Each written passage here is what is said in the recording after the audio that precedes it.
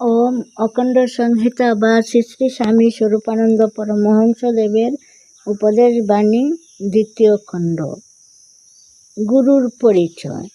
শ্রী শ্রী ভবানী বলতে লাগলেন, গুরুর পরিচয় তোমাকে দিতে হবে। গুরুর পরিচয় কোথায় পাবে? পাবে তোমার ইন্দ্রিয় দমনের ক্ষমতার ভিতর।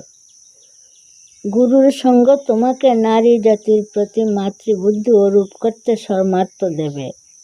নারীর প্রতি ভোগ বুদ্ধি বর্জন করে পূজা বুদ্ধি অরূপ করার শক্তি দেবে। তাহার সঙ্গ তোমাকে নিয়ত মনে করিয়ে দেবে যে জগতের সকল সৃজনী শক্তি হচ্ছে তোমার মা। গর্ভধারিণী তোমার মা, জন্মভূমি তোমার মা, মাতৃভাষা তোমার মা, অন্নদাত্রী তোমার মা, অভয়দাত্রী তোমার মা, পালয়িত্রী তোমার মা, নিঃসম্পর্কেও তোমার মা।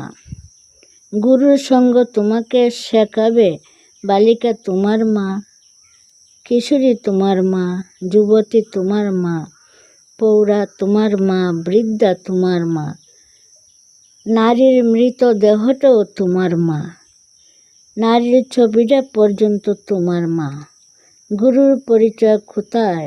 তাহার পরিচয় হচ্ছে বিশ্বজনীন মাতৃবোধকে জাগ্রত করার শক্তিতে।